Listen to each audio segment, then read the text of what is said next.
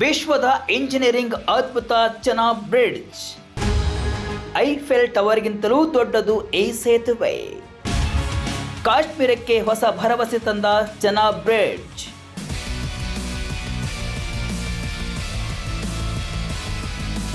Vijaya Karnataka web ವೀಕ್ಷಕರಿಗೆ ನಮಸ್ಕಾರ. ನಾನು ಶಿವಮೂರ್ತಿ ಸರ್ವ. ಕೆಲ ದಿನಗಳ ಹಿಂದಷ್ಟೇ ಇಂಜಿನಿಯರಿಂಗ್ ಅದ್ಭುತ ಪಂಬನ್ ಬ್ರಿಡ್ಜ್ ಅನ್ನ ಮೋದಿ ಉದ್ಘಾಟಿಸಿದ್ರು. ಈಗ ಮತ್ತೊಂದು ಇಂಜಿನಿಯರಿಂಗ್ ಅದ್ಭುತ ಚೆನಾಬ್ ಸೇತುವೆಯನ್ನ ಪ್ರಧಾನಿ ನರೇಂದ್ರ ಮೋದಿ ಉದ್ಘಾಟಿಸಿದ್ದಾರೆ. ಇದು ವಿಶ್ವದ ಅತಿ ಎತ್ತರದ ರೈಲ್ವೆ ಸೇತುವೆಯಾಗಿದ್ದು, ಮೋದಿ ಜಮ್ಮು ಮತ್ತು ಕಾಶ್ಮೀರದಲ್ಲಿ ಉದ್ಘಾಟಿಸಿದ ಪ್ರಮುಖ ಮೂಲ ಸೌಕರ್ಯಗಳಲ್ಲಿ ಒಂದಾಗಿದೆ. ಇದು 272 ಕಿಲೋಮೀಟರ್ ಉದ್ದದ ಉಧಂಪುರ ಶ್ರೀನಗರ ಬಾರಾಮುಲ್ಲಾ ರೈಲ್ವೆ ಲಿಂಕ್ ನ ಭಾಗವಾಗಿರುವ ಈ ಚೆನಾಬ್ ಸೇತುವೆ 1.31 ಕಿಲೋಮೀಟರ್ ಉದ್ದವಿದೆ. ಬರೋಬ್ಬರಿ 28,660 ಟನ್ ಉಕ್ಕನ್ನ ಬಳಸಿ ಈ ಸೇತುವೆಯನ್ನ ನಿರ್ಮಿಸಲಾಗಿದ್ದು, ಪ್ಯಾರಿಸ್ ಐಫೆಲ್ ಟವರ್ ಗಿಂತ 35 ಪಟ್ಟು ಎತ್ತರವನ್ನ ಹೊಂದಿದೆ. ಜಮ್ಮು ಮತ್ತು ಕಾಶ್ಮೀರದ ಮಟ್ಟಿಗೆ ಈ ಚೆನಾಬ್ ಸೇತುವೆ ಗೇಮ್ ಚೇಂಜರ್ ಆಗಿದೆ. ಹಾಗಾದ್ರೆ ಏನಿದು ಚೆನಾಬ್ ಸೇತುವೆ? ಇದು ಹೇಗೆ ಇಂಜಿನಿಯರಿಂಗ್ ಅದ್ಭುತ? ಈ ಸೇತುವೆಯಿಂದ ಏನೆಲ್ಲ ಅನುಕೂಲ ಎಂಬುದನ್ನ ಇಲ್ಲಿ ನೋಡ್ಕೊಂಡು ಬರೋಣ ಬನ್ನಿ.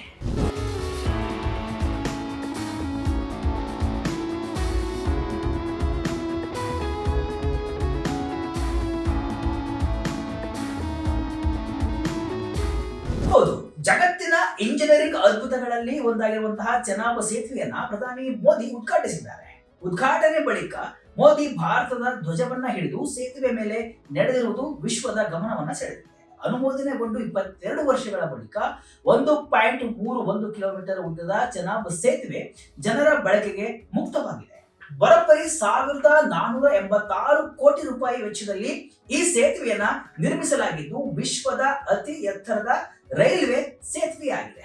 28,660 ಮೆಗಾ ಟನ್ ಉಕ್ಕಿನಿಂದ ತಯಾರಿಸಲಾಗಿದ್ದು, ಇದು -40 ಡಿಗ್ರಿ ಸೆಲ್ಸಿಯಸ್ ವರೆಗೂ ಕೂಡ ತಾಪಮಾನವನ್ನ ತಡೆದುಕೊಳ್ಳುವ ಸಾಮರ್ಥ್ಯವನ್ನು ಹೊಂದಿದೆ. 359 ಮೀಟರ್ ಎತ್ತರವಿರುವ ಚೆನಾಬ್ ಸೇತುವೆ ಪ್ಯಾರಿಸ್ ನಲ್ಲಿರುವ ಐಫೆಲ್ ಟವರ್ ಗಿಂತ 35 ಮೀಟರ್ ಎತ್ತರವಿದೆ. ಕುತುಬ್ ಮಿನಾರ್ಗಿಂತ ಕನಿಷ್ಠ 5 ಪಟ್ಟು ಎತ್ತರದಲ್ಲಿದೆ. ಚೆನಾಬ್ ಬ್ರಿಡ್ಜ್ ಅನ್ನ ಇತ್ತೀಚಿನ ದಿನಗಳಲ್ಲಿ ಭಾರತದ ರೈಲ್ವೆ ಯೋಜನೆ ಎದುರಿಸಿದ ಅತಿ ದೊಡ್ಡ ಸಿವಿಲ್ ಇಂಜಿನಿಯರಿಂಗ್ ಸವಾಲು ಎನ್ನಲಾಗಿದೆ.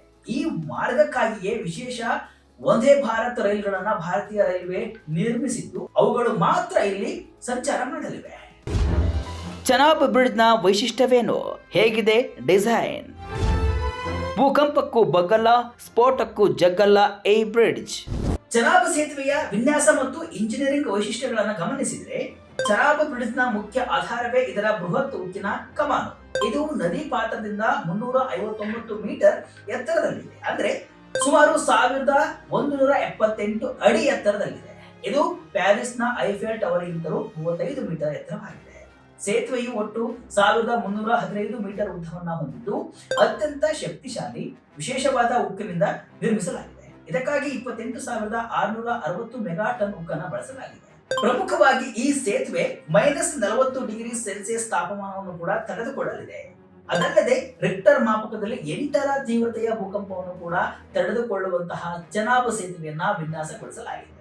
DRDO ಸಹಯೋಗದೊಂದಿಗೆ ಸೇತುವೆ ಯಾವುದೇ ರೀತಿಯ ಸ್ಫೋಟಗಳನ್ನು ತಡೆದುಕೊಳ್ಳುವಂತೆ ಹಾಗೂ ಗಂಟೆಗೆ 266 ಕಿಲೋಮೀಟರ್ ವೇಗದ ಗಾಳಿಗೆ ಎದೆಯೊಡ್ಡುವಂತೆ ಡಿಸೈನ್ ಮಾಡಲಾಗಿದ್ದು, ಅಂದಾಜು 120 ವರ್ಷ ಸೇತುವೆಗೆ ಯಾವುದೇ ಸಮಸ್ಯೆ ಆಗಲ್ಲ.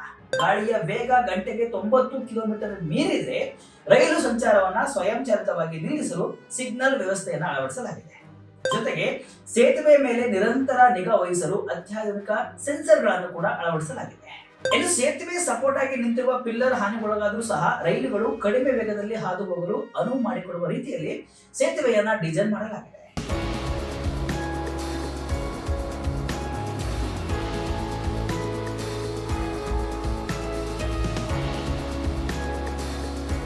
ಇದು ಕಾಶ್ಮೀರ ಕಣಿವೆಯನ್ನ ಭಾರತದ ಉಳಿದ ಭಾಗಗಳೊಂದಿಗೆ ಎಲ್ಲಾ ಹವಾಮಾನದಲ್ಲೂ ಕೂಡ ಸಂಪರ್ಕಿಸುವ ಕನಸಿನ ಯೋಜನೆಯಾಗಿತ್ತು. 2003ರಲ್ಲಿಯೇ ಶುರುವಾಗಿದ್ದ ಚೆನಾಬ್ ಸೇತುವೆಯ ಕಾಮಗಾರಿ ಬಳಿಕ ನೆನೆಗುದಿಗೆ ಬಿದ್ದಿತ್ತು. ಈಗ 22 ವರ್ಷಗಳ ಬಳಿಕ ಅದು ಜನರ ಸೇವೆಗೆ ಮುಕ್ತವಾಗಿದೆ. ಈ ಸೇತುವೆ ನಿರ್ಮಾಣ ವಿಳಂಬ ಯಾಕಾಯಿತು ಎಂಬುದನ್ನು ಗಮನಿಸಿದರೆ, ಪ್ರಮುಖವಾಗಿ ದುರ್ಗಮ ಪರ್ವತ ಶ್ರೇಣಿಗಳು ಕಠಿಣ ಹವಾಮಾನ ಸೇತುವೆ ನಿರ್ಮಾಣಕ್ಕೆ ದೊಡ್ಡ ಸವಾಲನ್ನು ನೀಡಿತ್ತು. ಹಿಮಾಲಯದ ಕಡಿದಾದ ಪರ್ವತಗಳ ಆಳವಾದ ಕಣಿವೆಗಳ ನಡುವೆ ಸೇತುವೆ ನಿರ್ಮಿಸಬೇಕಿತ್ತು. ಹಾಗಾಗಿ ಸೇತುವೆಯ ಸ್ಥಳಕ್ಕೆ ಸಾಮಗ್ರಿಗಳನ್ನು ಸಾಗಿಸುವುದೇ ಒಂದು ದೊಡ್ಡ ಸವಾಲಾಗಿತ್ತು. ಇನ್ನು ಅತಿ ಹೆಚ್ಚು ಗಾಳಿ -20 ಡಿಗ್ರಿ ಸೆಲ್ಸಿಯಸ್ ವರೆಗೂ ಕೂಡ ತೀವ್ರ ಚಳಿ, ಬೇಸಿಗೆಯಲ್ಲಿ 40 ಡಿಗ್ರಿ ಸೆಲ್ಸಿಯಸ್ ವರೆಗೂ ಅತಿಯಾದ ಬಿಸಿಲು ಇಲ್ಲಿತ್ತು. ಇಂತಹ ವಾತಾವರಣದಲ್ಲಿ ಕೆಲಸ ಮಾಡುವುದು ಅತ್ಯಂತ ಕಷ್ಟಕರ. ಅದಲ್ಲದೆ ಇದು ಭೂಕಂಪನ ವಲಯ 5ರಲ್ಲಿ ಬರುತ್ತೆ. ಆದ್ದರಿಂದ ಅತಿ ಹೆಚ್ಚಿನ ತೀವ್ರತೆಯ ಭೂಕಂಪವನ್ನ ತಡೆದುಕೊಳ್ಳುವಂತೆ ಸೇತುವೆಯನ್ನ ವಿನ್ಯಾಸಗೊಳಿಸಬೇಕಿತ್ತು.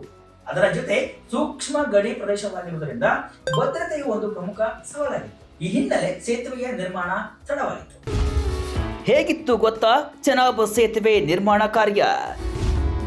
ವಿಶ್ವದ ಅತಿ ಉದ್ದದ ಕೇಬಲ್ ಕ್ರೇನ್ ಗೋಲ್ಡನ್ ಜಾಯಿಂಟ್.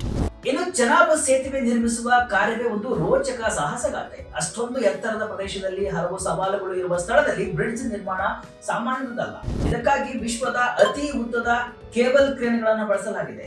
ಕಮಾನಿನ ಬೃಹತ್ ಉಕ್ಕಿನ ಭಾಗಗಳನ್ನ ಎತ್ತಿ ನಿಗದಿತ ಸ್ಥಳದಲ್ಲಿ ಜೋಡಿಸಲು ವಿಶ್ವದ ಅತಿ ಉದ್ದದ ಕೇಬಲ್ ಕ್ರೇನ್ಗಳು ಸಹಾಯ ಮಾಡಿವೆ.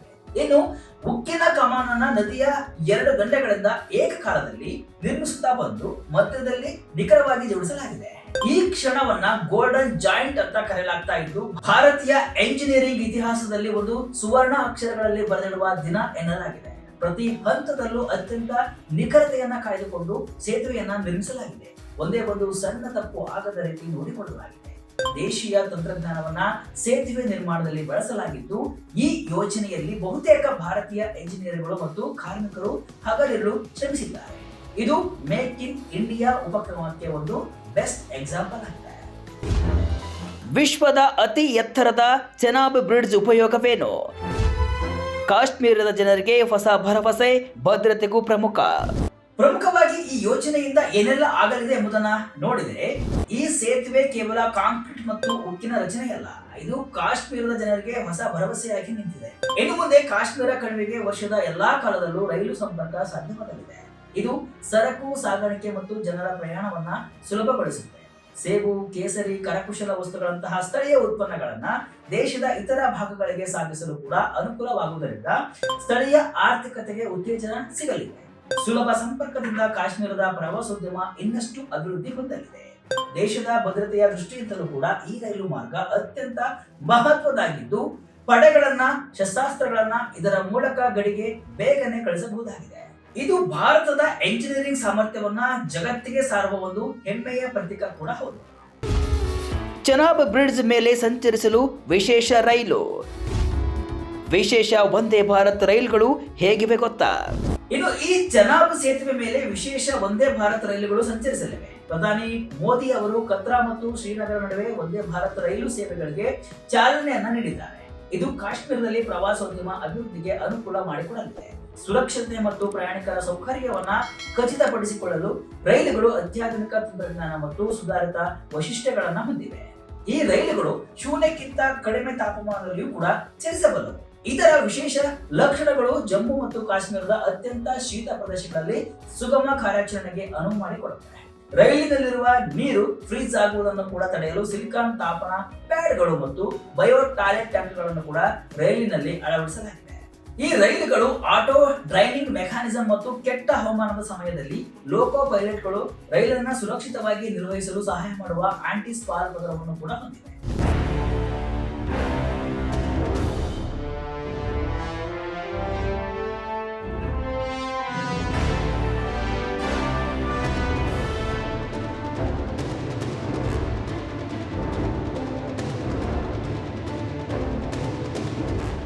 ಒಟ್ಟಿನಲ್ಲಿ ಚೆನಾಬ್ ಸೇತುವೆ ಮನುಷ್ಯನ ದೃಢ ಸಂಕಲ್ಪ ಮತ್ತು ತಂತ್ರಜ್ಞಾನದ ಸಮ್ಮಿಲನಕ್ಕೆ ಒಂದು ದೊಡ್ಡ ಉದಾಹರಣೆಯಾಗಿದೆ.